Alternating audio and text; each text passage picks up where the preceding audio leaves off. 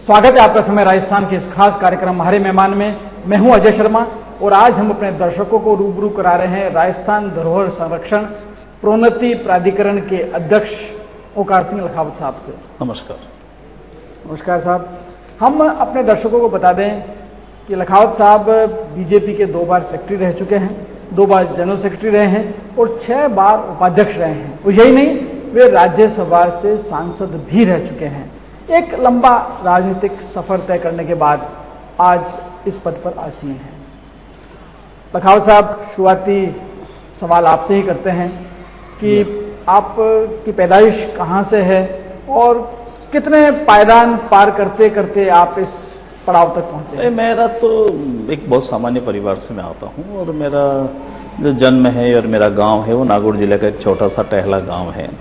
वहां मेरा जन्म हुआ और मेरे पिताजी और मेरी 5 पीढ़ी मध्य प्रदेश के मंदसौर जिले में एक गांव में रहते थे और उसके बाद 6-7 पीढ़ी के बाद वापस राजस्थान आना हुआ था। मैं बहुत छोटा था, 6ठी में पढ़ता था, मेरे पिताजी का स्वर्गवास हो गया और इसलिए मेरी माताजी ने बहुत अभाव और बहुत कठिनाइयों के बीच में मेरा पढ़ाई का काम किया। कि गांव के पास में रोज पैदल जाके पढ़ा करते थे। उसके बाद 8वीं कहीं थामुला से की, फिर पढ़ाने वाला कोई नहीं था तो एक मार साहब हमको कड़ेल में पढ़ाने ले गए, 10वीं वहां से की।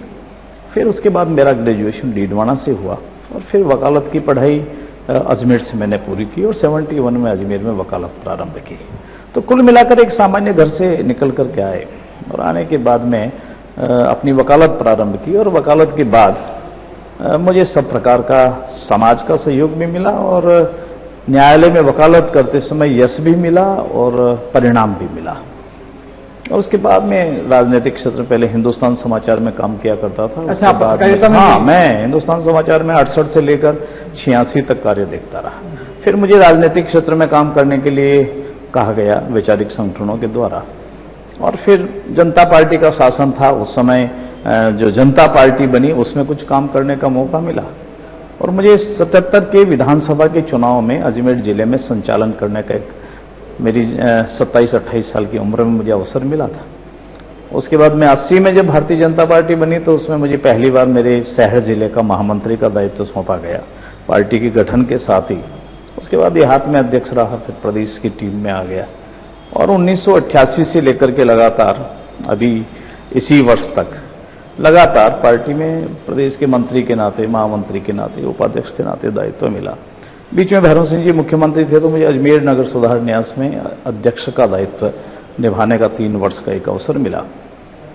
वो अवसर मेरे जीवन के लिए एक बहुत ही परिवर्तनकारी था। मुझे शासन में काम करने का एक अवसर मिला और मैं आज ये कह सकता हूं कि मुझे अगर मैं किसी रियासत का राजा महाराजा भी होता तो संभवतः वो सब नहीं कर पाता जो एक संस्था के रूप में मुझे एक क्षण और एक पैसा जो संस्था का था उसका उपयोग करके अजमेर की पहचान वापस पृथ्वीराज चौहान के नाम बनाने का मुझे अवसर मिला। उस तारागढ़ की पर्वत श्रृंखला पे पृथ्वीराज का एक स्मारक भव्य बना।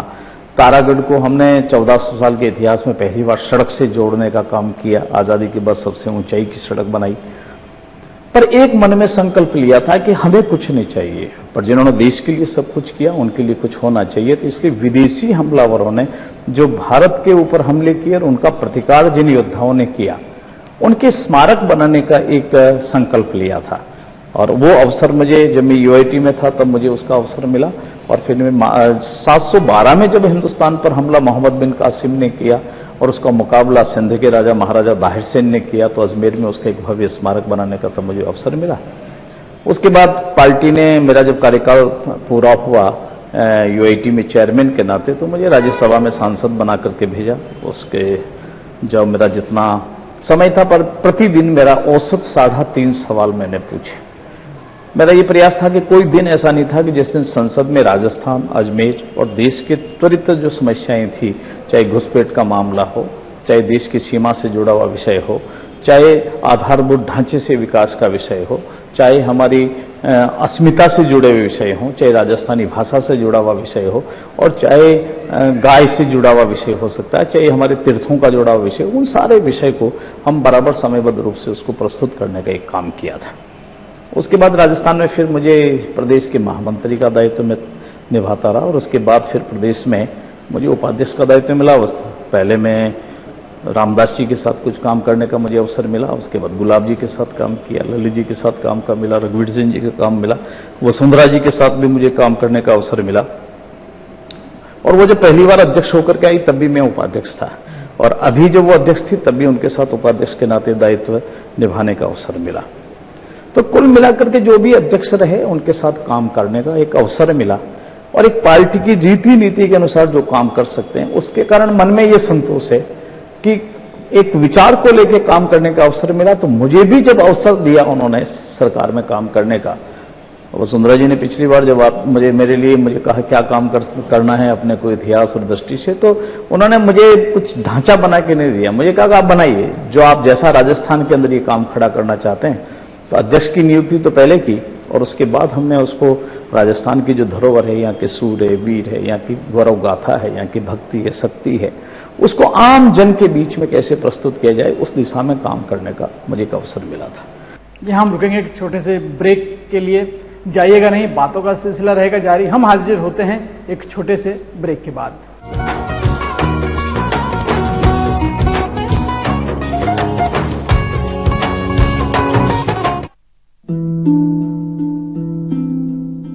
मैंने कब सोचा था मेरी जिंदगी यूं बदल जाएगी। सब कुछ इतना अच्छा था, एक अच्छा पति, 2 प्यारे बच्चे, लेकिन तंबाकू ने सब कुछ बदल दिया। अब इस फैलते हुए कैंसर को मेरे चेहरे से काटना पड़ेगा। अब कुछ भी पहले जैसा नहीं होगा। तंबाकू ने मेरी जिंदगी नष्ट कर दी। खैनी, गुटखा, तंबाकू, जर्दा, पान मसाला आपका जीवन उजाड़ देते हैं। ये एसी 70% बिजली बचाता है जी, वो यूपीएस भी। ये देखिए सर, ये कितनी बिजली बचाता है? ये बिजली नहीं बचाता है। खामोश, ले आइए माइक्रोटेक विद आईपीएस टेक्नोलॉजी, जो रोज आपकी इतनी बिजली बचाए कि 3 साल में हो जाए फ्री। माइक्रोटेक भी बिजली बचाता है। ऐ शाबाश। की तरंग में, कामयाबी के रंग में, ओकाया डिजी पावर। जाने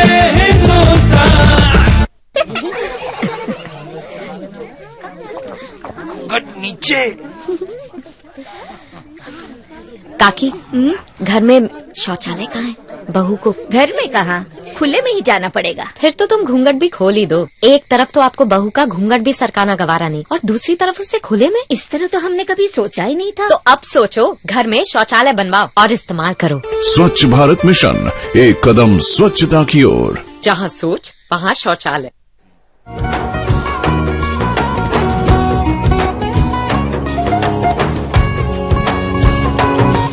स्वागत है आपका समय राजस्थान के इस खास कार्यक्रम हमारे मेहमान में। और आज हम अपने दर्शकों को रूबरू करा रहे हैं heritage protection and promotion authority of Rajasthan के चेयरमैन ओंकार सिंह लखावत साहब से। आपने जो कुछ इस विभाग में किया करने जा रहे हैं उसका तो विस्तृत जानकारी दी। आप राजनीति में आए, पेशे से वकील थे, यूआईटी के चेयरमैन भी रहे। हर आदमी का गॉडफादर होता है, आपका गॉडफादर कौन था पॉलिटिकल? देखिए, ऐसा है कि मेरे पुरखे गौरवशाली इतिहास के लेखक रहे हैं। मेरी वंश परंपरा में, मेरे खून में वो परंपरा है कि यश की गाथा को, अच्छी चीज को प्रस्तुत करने का। और मैं संघ का स्वयंसेवक होने के नाते संघ का विचार ने मुझे इस रास्ते पर ढाला। नहीं तो मैं भी 10-20 प्लॉट के अंदर कहीं न कहीं जा सकता था। मैं भी 4-5 पीढ़ी के सतूने के लिए कहीं मेरा दिमाग खराब हो सकता था। इसलिए चारणों की एक यशस्वी परंपरा रही है देश के अंदर काम करने की, और संघ का संस्कार था जिसने मुझे अब तक टिकाए रखा। और इसलिए राजनीतिक क्षेत्र में गॉडफादर तो कोई किसी का होता नहीं है, पर मैं ये कह सकता हूं कि मैंने प्रारंभ में रामदास अग्रवाल जी से लेकर ललित चतुर्वेदी जी से लेकर वसुंधरा जी और अरुण चतुर्वेदी जी तक के साथ काम किया है। सबने मुझे उतना ही स्नेह दिया। मैंने जो पार्टी का दायित्ववान पद होता है उसकी गरिमा के प्रति सम्मान रखा है। व्यक्ति तो आएंगे जाएंगे, सब प्रकार के लोग होंगे, इसलिए पार्टी का विचार ही है जिससे पार्टी की मुख्य धारा में बहने का और काम करने का अवसर मिला। वही एक आधार है काम करने का। सबसे ज्यादा अच्छा आपको किसके साथ काम करने में लगा? देखिए, मेरा ये कहना है कि काम करने का तो सबके साथ ही, मैंने तो 16 घंटा 17 घंटा काम किया। सब प्रकार के, सबकी अपनी अपनी कार्य करने की अपनी शैली रही है। ललित जी बहुत कठिन परिश्रमी थे, खुद भी लगातार उतना ही परिश्रम करते थे, घूमते थे, प्रवास करते थे, तो मुझे भी प्रवास बहुत ज्यादा करना पड़ता था। माननीय रामदास जी अग्रवाल का जो कार्यकाल था, उस कार्यकाल के अंदर सबको साथ लेकर बैठकर काम करना और काम को सुनियोजित तरीके से बांटकर पूरा करा लेना, यह उनकी विलक्षण प्रतिभा थी। इसलिए उस में काम करने का एक मौका मिला तो उस तरीके से काम करने का मौका मिला। उसके बाद रघुवीर सिंह जी थे तो वो भरोसा करते थे, इसलिए एक अध्यक्ष को सफल करने के लिए जितनी मेहनत परिश्रम करना चाहिए महामंत्री के नाते किया। गुलाब जी की टीम के साथ किया तो गुलाब जी स्वयं बहुत परिश्रमी थे, तो जब हमारा अध्यक्ष तो 6 किलोमीटर चलता है तो हमको 8 किलोमीटर चलना पड़ता है, इसलिए वैसा अवसर मिला। वसुंधरा जी आई तो इनकी अपनी प्रशासनिक क्षमता थी और मोटी बात यह थी कि वो बात को सुनने के बाद वो बहुत आसानी से अच्छे काम को प्रोत्साहित करने की उनकी वृत्ति रही है। तो हम पहले परामर्श करके बात को विषय में जान करके आगे बढ़ने की जो योजना थी वो उनके कार्यकाल में काम करने का अवसर मिला। अरुण जी नौजवान थे, उन्होंने हमारे सामने देखते देखते वो दायित्ववान कार्यकर्ता के नाते उन्होंने काम प्रारंभ किया, तो उनको जितनी आवश्यकता अनुभवी तो करने का। तो मेरा ये कहना है कि मैंने तो अध्यक्ष की जो दायित्व है ना उसके साथ काम करने का काम किया। व्यक्तियों का महत्व तो कोई बहुत ज्यादा नहीं होता है, व्यक्तियों का हर एक का अपना स्वभाव होता है, सबकी अपनी क्षमताएं होती है, इसलिए सबके साथ काम करने का आनंद की अनुभूति हुई। मुझे कहीं असहजता नहीं हुई, मुझे कभी ऐसा नहीं लगा कि मैं किसके साथ काम कर रहा हूं। और मैंने भगवान से एक ही प्रार्थना की कि और कुछ भी करना, मुझे पार्टी का प्रदेश का अध्यक्ष कभी मत बनाना। और इसलिए जब अशोक जी अभी अध्यक्ष बन गए तो आप ताजुब करोगे कि मैंने सबसे पहले शुगर फ्री 500 रुपए की मिठाई मंगाकर मेरे मित्रों को बांटी। मैंने कहा भैया मेरा जीवन सार्थक हो गया, मुझे अच्छा काम करने का अवसर मिलेगा। मैं एक बहुत सामान्य छोटी संख्या वाली कम्युनिटी से आता हूं और मेरे काम करने की वृत्ति अलग प्रकार की है। मैं अनुशासन के मामले में नॉन कॉम्प्रोमाइजिंग हूं, कॉम्प्रोमाइज सामान्यतः नहीं करता और मैं ऐसा मान करके चलता हूं कि पार्टी में अनुशासन सर्वोच्च प्राथमिकता होती है आदमी के व्यक्ति के जीवन में। इसलिए मुझे सारे अध्यक्षों ने सहयोग किया, उन्होंने मुझे काम करने का अवसर भी दिया। मैं ये नहीं कहता कि अवसर नहीं दिया, सबने अवसर दिया और जितना अवसर दिया उतना काम करने का प्रयास किया। पिछले कुछ अरसे से एक चर्चा सुनने में आती है कि संघ और भाजपा, ये जो पहले एक गाड़ी के दो पहिए थे, अब इनमें कहीं ना कहीं मतभेद मनभेद की खबरें सुनने को ज्यादा मिलती हैं। देखिए, राष्ट्रीय स्वयंसेवक संघ राजनीति तो करता नहीं है, वो तो एक बहुत बड़ा यूं कहना चाहिए कि एक संस्कारवान कार्यकर्ताओं को निर्मिति का काम करता है। उसमें से कुछ स्वयंसेवक राजनीतिक क्षेत्र में भी काम करते हैं, कुछ विद्यार्थी क्षेत्र में करते हैं, कुछ किसानों में करते हैं, कुछ मजदूरों में करते हैं, कुछ शिक्षा के क्षेत्र में करते हैं, कुछ अन्य क्षेत्र में और भी काम करते हैं। लगभग देश भर में 60-62 ऐसे क्षेत्र हैं जहां संघ के स्वयंसेवक काम करते हैं। संघ का स्वयंसेवक होने के नाते हमको कभी संघ ने नहीं कहा कि तुमको क्या करना है। हम जब संघ की शाखा में जाते हैं या संघ वालों के साथ कभी बैठते हैं तो वो यही कहते हैं कि तुम जहां काम करते हो ना, तुमको ये स्मरण रहना चाहिए कि तुम्हारे संस्कार ये है तो कहीं पर भी संस्कार में गिरावट ना हो। तुम ऐसा काम कभी मत करना कि जिसमें कई विचारधारा पर कोई कुठाराघात होता हो। हमेशा स्मरण रहना चाहिए कि तुम किस संस्था से निकल करके आए हो। लोग तुमको देखते हैं चारों तरफ से, तुम्हारे मापने का मापदंड अलग प्रकार का है। इसलिए मेरा यह मानना है कि चाहे मैं प्रभात शाखा का स्वयंसेवक हूं तो मेरे संस्कार और मेरे काम करने की कार्यशैली की वही अपेक्षा है जो राजनीतिक क्षेत्र में है। इसलिए पराकाष्ठा की ईमानदारी चाहिए, अनुशासन चाहिए। आपके व्यवहार के द्वारा हम समाज का कुछ काम कर सकते हैं, परिणामजनक हमारा कर्तृत्व और व्यक्तित्व होना चाहिए। यही अपेक्षा संघ की होती है। वो कभी राजनीति में हमको क्या करना उन्होंने कह दिया, तुमको वहां भेज दिया, अब तुम जानो तुम्हारा काम चलो, तुमको भाजपा मई बनाओ होकर के काम करना है। मैं यहां संघ का काम नहीं कर रहा हूं, मैं भारतीय जनता पार्टी में काम करता हूं। पर काम करते समय मेरे अपनी पृष्ठभूमि मुझे स्मरण रहे कि मैं यहां आया हूं तो कोई यह ना कहे कि वहां से निकलने वाला व्यक्ति कैसा है। बस इतना सा स्मरण करते हैं, वरना डे टू डे संघ कभी नहीं कहता कि राजनीतिक क्षेत्र में क्या काम करना है। आमतौर पर सत्ता का रास्ता संगठन से होकर गुजरता है, लेकिन जैसे ही सत्तासीन व्यक्ति हो जाता है तो संगठन को एक तरह से दोयम दर्जा देने लग जाता है और संगठन गौण सा हो जाता है। ये क्यों देखने से? अजय जी, ऐसा नहीं है। क्या है, एक तो इस क्षेत्र के अंदर फिसलन ज्यादा है। दूसरी बात, पिछले 20, 30, 40 साल से राजनीतिक क्षेत्र में जितनी गिरावट आई है, और निश्चित रूप से जो देश की, अगर सारे राजनीतिक क्षेत्र के लोग श्रेष्ठ होते, ईमानदार होते तो देश की दिशा बदली हुई आपको मिलती। लोगों ने यह समझ लिया कि राजनीतिक क्षेत्र तो होता ही इसलिए हमारे लिए, तो जितने भी अनियमित काम है, जितनी अवैध कमाई है, जितने अवैध धंधे करने उसका लाइसेंस है राजनीतिक क्षेत्र, तो इसलिए आम आदमी के मन में राजनीति के प्रति वितृष्णा हो गई। उसके मन में अब कोई मान सम्मान नहीं बचा राजनेताओं के प्रति। और इसका एक सीधा सीधा कारण है कि यहां आने के बाद आदमी के ऊपर कोई अंकुश नहीं रहा, कोई टोकने वाला नहीं था, कोई रोकने वाला नहीं था। आज हम राजनीतिक क्षेत्र में काम करते हैं तो हमारे चारों तरफ से एक तरह से हमारे पे नजर लगी हुई है। हमारा मूल संगठन भी हमारे पे रखता है कि तुम्हारा व्यवहार कैसा है, आचरण कैसा है, समाज के लोग भी उसमें से रखते हैं। फिर लोग यस और अपयस में भूल गए। आदमी काय के लिए काम करता है। अब देश के लिए बलिदान देने वाले लोगों ने कोई धन दौलत के लिए वो अपना सिर नहीं कटाया होगा। युद्ध के मैदान में जाकर महाराणा प्रताप से लेकर के अब तक जो समृद्ध परंपरा हमारे देश पे प्राण न्यौछावर करने वालों की रही, या अभी आजादी के बाद के जो युद्ध जितने हुए और देश की रक्षा के लिए काम किया, क्या उन्होंने कुछ प्राप्त करने के लिए थोड़ी किया। और इसलिए मेरा ये कहना है कि अगर राजनीति वाले इतना जान जाए कि मरने के बाद भी जिंदा रहा जा सकता है, मरने के बाद भी जीने का काम डॉक्टर नहीं बता सकता, उनके पास दवा नहीं है, वो हमारा जीवन है। हम इस जीवन को वैसा जी लें कि उसके बाद भी आने वाली पीढ़ियां कह सके कि हां, जीने का तरीका यह हो सकता है। इसलिए आजकल हम अपयश से डरते नहीं है। हम सोचते हैं जो होगा तो होगा, सब एक ही थाली के चट्टे बट्टे हैं, उसमें से ये विकृति खड़ी हो रही है। इसलिए समाज का भी काम है कि वो टोका टोकी करे। अच्छे लोग हैं, उनके प्रति सम्मान प्रकटकरण होना चाहिए, और अच्छे नहीं है तो खुलकर बोलना चाहिए, चाहे वो किसी पार्टी में हो, चाहे जिस पद पर हो, चाहे जहां बैठे हो। इसलिए मेरा कहना है कि सार्वजनिक जीवन में आते समय हमको यश की कामना करनी चाहिए कि हम जो क्षेत्र में आए हैं वहां यशस्वी बने, हमारे काम को आने वाली पीढ़ियां कहे कि हाँ, अच्छा काम आपने किया। अपयश तो कहीं भी किया जा सकता है, ये उसकी एक दिक्कत है। आप एक अच्छे पार्लियामेंटेरियन रहे हैं, आप संसद में, विधानसभाओं में देखते हैं अमर्यादित व्यवहार बहुत देखने सुनने को मिलता है। उसमें एक अजय जी दिक्कत यह है कि विधायिका जो है, चाहे सांसद हो चाहे विधानसभा हो, वहां विधायिका का काम कम हो गया, कार्यपालिका का काम ज्यादा हो गया। आज आम आदमी सड़क, बिजली, पानी उससे जुड़ गया। कानून क्या है, नियम क्या है, राजस्थान में कितने अधिनियम है, उसमें विधायकों की कितनी रुचि है। संसद में केंद्र सरकार के जितने भी कानून हैं और जितने भी बिल पेश होते हैं, उस पर कितने लोग डिबेट में भाग लेते हैं।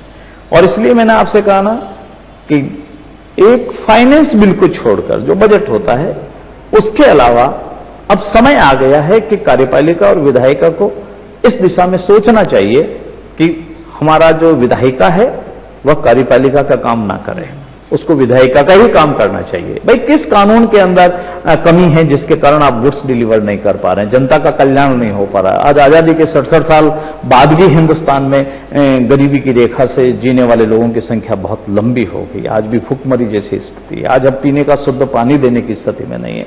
हमारे आधारभूत ढांचा हम अब तक खड़ा नहीं कर पाए। साक्षरता की दृष्टि से हम 100% साक्षर हम नहीं हो पाए। हमारा असंतुलित विकास है सब तरफ, और ये इसके कारण एक सीधा सीधा जो कारण वो ये है कि हमारे इस लोकतंत्र के अंदर कुछ लोगों की इच्छाएं तो पूरी हुई, परंतु आवश्यकताएं सबकी पूरी नहीं हुई। मेरी इच्छा है कि मेरे घर के बाहर में एक सोडियम लाइट लगनी चाहिए, परंतु आवश्यकता यह कि हर घर के बाहर में एक लट्टू होना चाहिए, पर लट्टू हम नहीं पहुंचा पाए।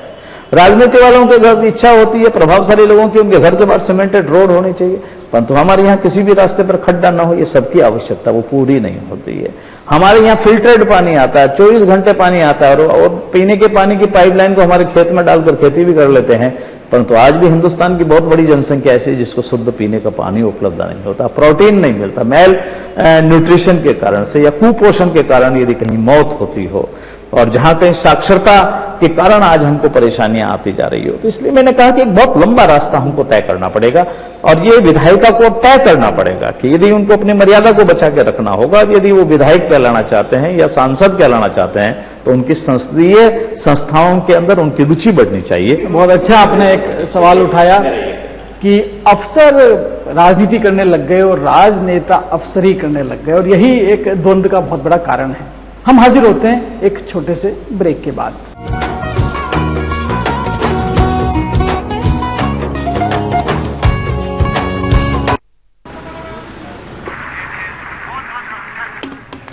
आप सबने दुनिया भर में क्या मिसाल बनाई है, जिस सफाई से आपने कचरा वहीं फेंक दिया। और मन्नू आंटी क्या कूड़ा फेंकती हैं, ओलंपिक्स के गोला फेंकने वाले भी शर्मा जाएं। और ये देखिए, लक्ष्मी भाभी की सफाई तो गांव गांव में प्रसिद्ध है।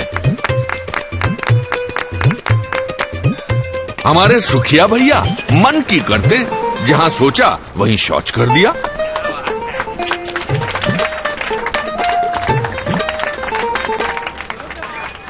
ये देश जो आप ही का घर है उसे क्यों गंदा करते हैं? थोड़ी शर्म कर लो, सोच स्वच्छ कर लो। अगर एक बार 125 करोड़ देशवासी तय कर ले कि मैं गंदगी नहीं करूंगा, तो दुनिया की कोई ताकत नहीं है जो हिंदुस्तान को गंदा कर सकती है।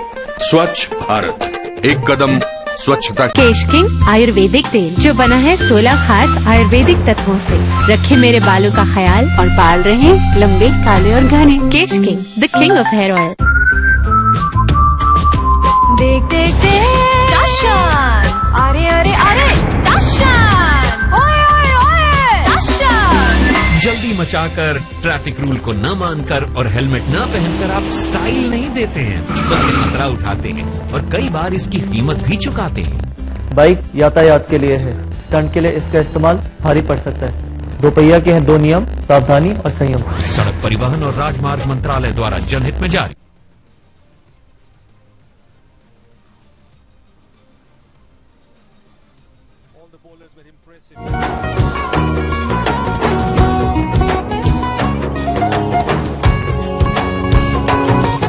एक बार फिर से स्वागत है आपका समय राजस्थान के इस खास कार्यक्रम हमारे मेहमान में।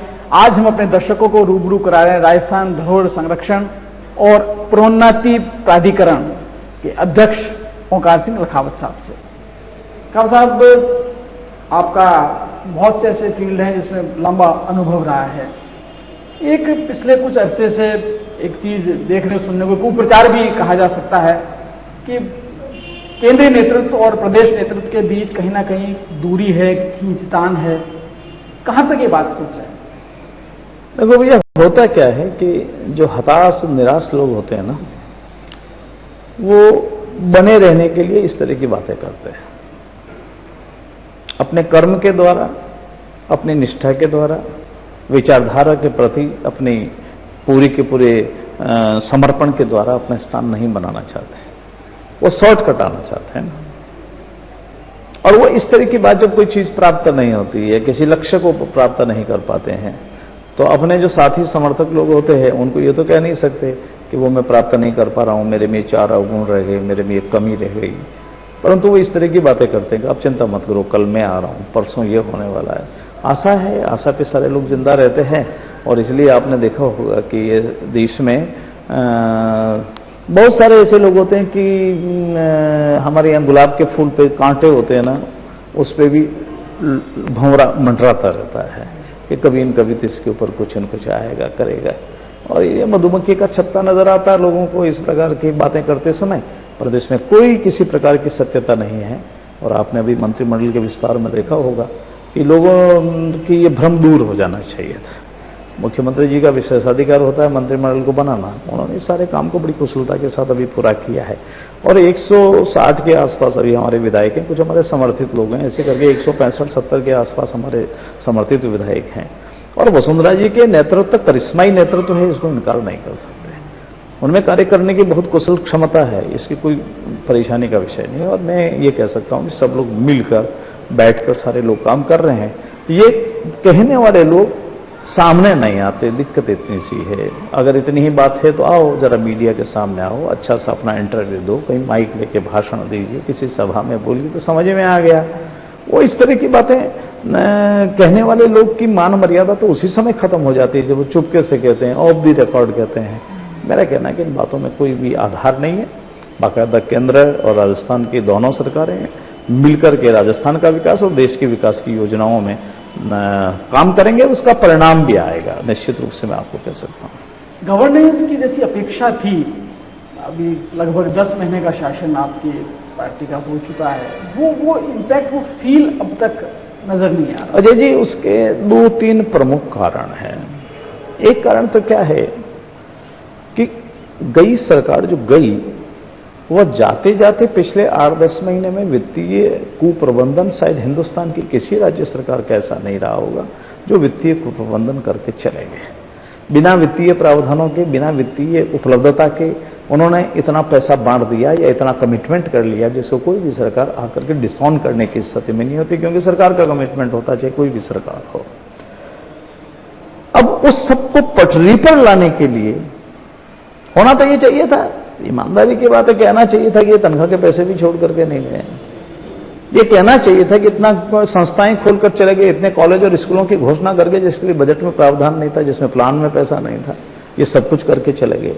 इसलिए उस पटरी से उतरी हुई व्यवस्था को लाइन पर लाना केवल 1 मिनट में नहीं आ सकता, उसके लिए परिश्रम चाहिए, उसके लिए समय भी चाहिए, उसके लिए संसाधन भी चाहिए। और एक किसी वेलफेयर स्टेट के अंदर आप आते ही कोई कट शॉर्ट तो कर नहीं सकते, आपको डेमोक्रेसी के अंदर वही सिस्टम अडॉप्ट करना चाहिए था।